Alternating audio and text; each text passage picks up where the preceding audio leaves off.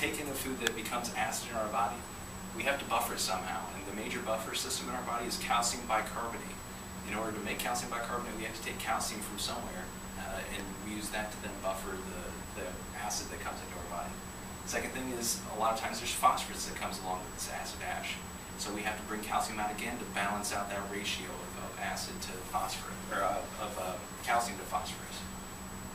The other thing is that a lot of times when we eat meat and different protein, things high in protein, is that we get homocysteine levels starting to drive up. Homocysteine is a very damaging molecule in our body.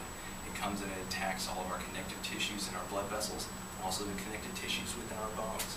So it's something that we definitely need to neutralize, and we'll see a little bit how to do that in our treatment section. And the other thing I mentioned, arachidonic acid, very prevalent in our dairy and in our meat as well. So, and as I said, it increases the inflammatory cascade, and activates osteoclasts, and inhibits bone repair.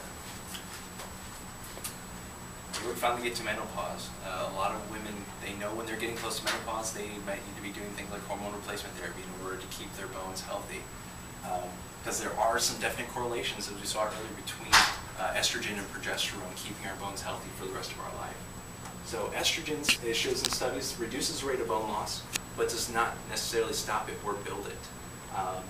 And then osteoporosis actually tied in with progesterone. Progesterone, in the presence of normal estrogen but low progesterone, we can actually still develop osteoporosis, saying that there's definitely a factor of estrogen, but there's also a factor of progesterone that is involved here too.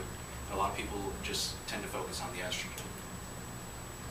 So we talked about lots of different potential causes here. Is it calcium? Is it protein, dairy?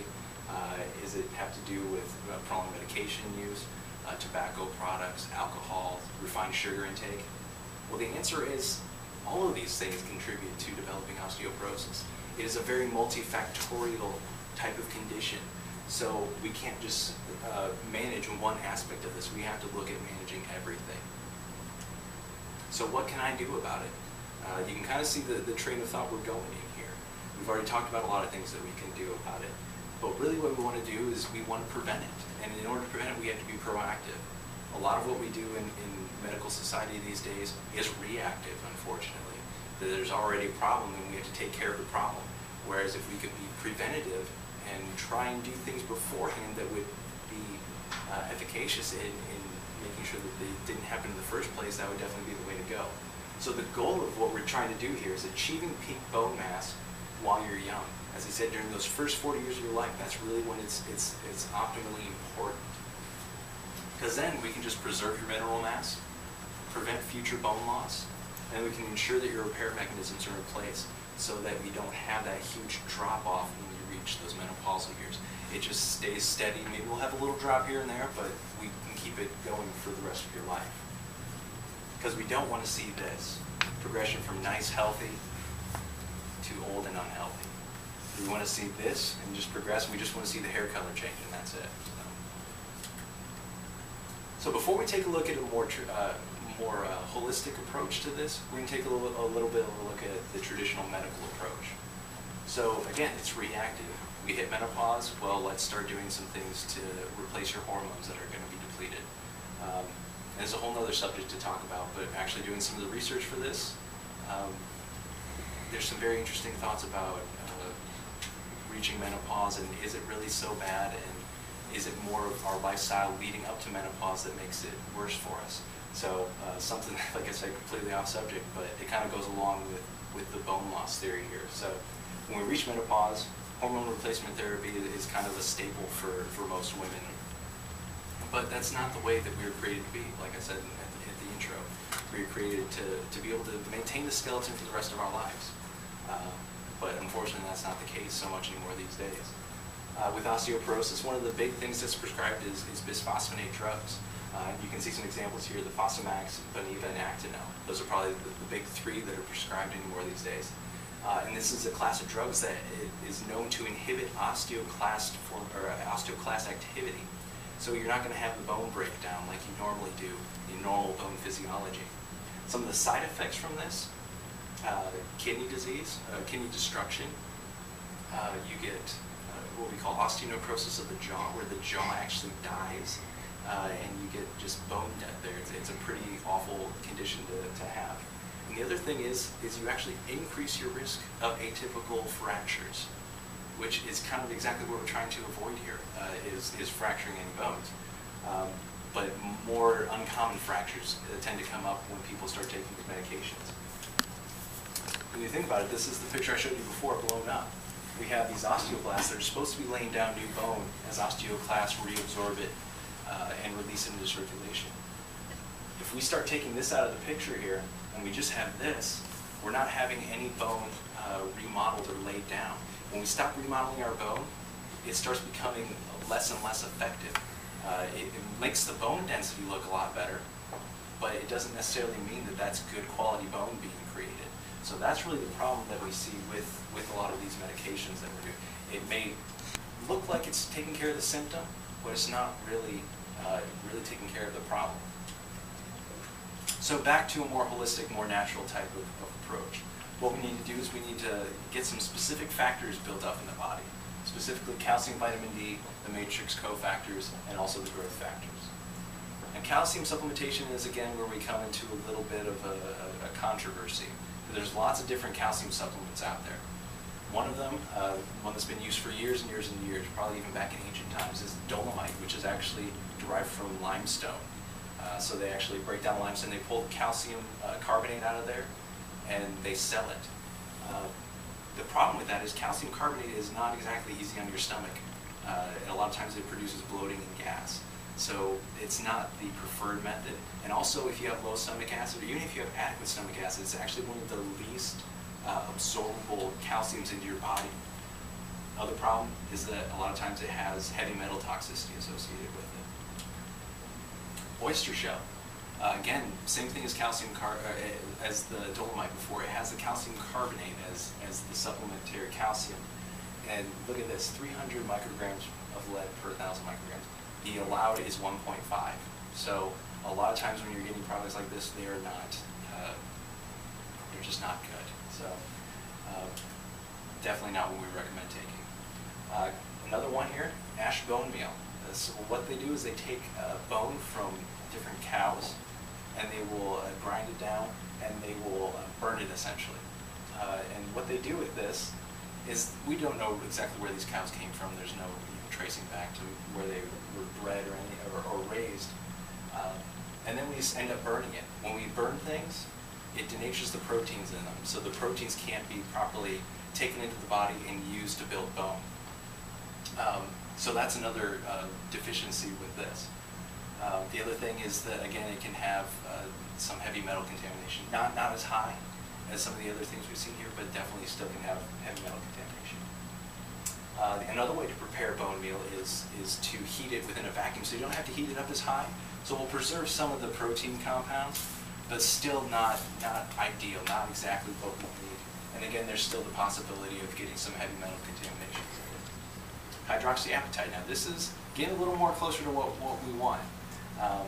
Again, from bovine cow species of unknown origin, we don't exactly know, usually with the supplements that you just go pick up off the store shelf anywhere, where these cows came from, what they've been exposed to.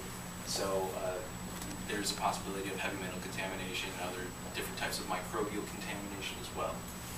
But we definitely have more protein composition in this, which is a good thing. But the product that Metagenics makes is the microcrystalline hydroxyapatite, or the Mchc. And it's incorporated into all of their bone restoration products. And the great thing about this is it's a process at low temperatures, so we preserve the protein. We don't lose that protein matrix buildup that we could with the previous methods of heating it. And the other good thing about this is the lead content, the heavy metal content has been measured. This goes through rigorous quality controls, and it is very low. It's within the normal limits of below 1.5, most of it below 0.45, so we don't have to worry about that. The preparation, as I said, is processed at very low temperatures to preserve the protein matrix. But we also know that it comes from young cows, and I believe it's New Zealand that they were raised. So we know that the pastures that they're raised on don't have heavy metal contamination, and it's all tested prior to being released, that they don't have any types of microbial infections, anything like that. And like I said, tested to the highest purification standards. And like I said, the good thing about it is it maintains the organic and the inorganic compounds here. So we have the collagen, we have the glycosaminoglycans, and we have the growth factors preserved. And we also have the inorganic. We have the matrix of the hydroxyapatite with the calcium and the phosphorus. And then we also have other micronutrients that naturally occur in cow bone that we need in our bone as well. The boron, magnesium, manganese, copper, sulfur, and zinc. So this is just a little study that Metagenics did to kind of compare their MCHC to a lot of the competitors out there. And what we really look at with the biomarkers for the quality is the growth factors, because those are easily destroyed. So we want to know that it has a high proponent of growth factors, and it does. It's the highest out there. So definitely good in that respect. When we look at the actual profile, the studies that have been done before they release it into circulation, we find that, yes, it does have all these different things that we mentioned before, the proteins, the collagen, and the glycosaminoglycans as chondroit and sulfate, all these things that we need for healthy bones. It also has the inorganic, the calcium and the phosphorus and the hydroxyapatite that we need, the MCHC. And it also has all the trace minerals, and you can see the values up here, all things that we need and things that need to be bioavailable for us to build strong bones, the magnesium, sulfur, zinc, boron, manganese, and copper. And as I said, they pass rigorous standards. They want to make sure that there's no heavy metal contamination, so they test for lead, mercury, cadmium, arsenic. All these things show up well below the acceptable limits. And they also tested for any type of infection or microbial contamination. You can see not detected, not detected, not detected, no more than 100, no more than 100. So very low potential of getting anything from these supplements. This is just another graph showing, kind of comparing all the different calcium supplements. And you can see here, MCHC has checks in every single column with the hydroxyapatite, all the different trace minerals that we need, the proteins that we need, as well as the growth factors that we need. Most of these other ones don't even come close. The only one that comes close has some trace amounts here and there of things that aren't found in any other products. So, interesting study that was done here a couple decades ago, but it was when they were trying to prove that MCHC was a good supplement for calcium. And what they found was people who supplemented the MCHC versus people who just took a regular calcium and people who took a placebo. The people that had the MCHC grew their bone density over a span of a year by 6.1%, versus the calcium group, which showed really no loss, no gain. And then the placebo group lost about 5%. So it showed that there is definitely some efficacy in taking the MCHC in building strong bones for the future. Some of the benefits of the MCHC: it's easy on the digestive system. Some of the other calcium products that are out there do not absorb as well. They produce gas and it can just be uncomfortable. So easy on the digestive system, easily absorbed into our through our intestinal tract into circulation to be used. Also, the other good thing about it is that it's safe for kids. If you can start a kid when they're 2 or 3 years old taking a supplement like this, you can almost guarantee that they're going to have strong bones for life. So from 3 to 18 years, taking 1,000 milligrams for 50 pounds of body weight. Once you get 19 and older, you can take 3,000. That's kind of the recommended to stave off osteoporosis in the future. People who have a diagnosis of osteoporosis or who have an osteoporosis-related fracture, they take up to 5,000 per day. Something interesting about this is, though, and something I didn't mention, is that you need to get good sleep at night, because that's when your body is resting, but it's also repairing itself. So we give a third of the dose, a third to a half of the dose at night, due to the nocturnal osteoblastic activity. So that's something that's kind of interesting and very important. So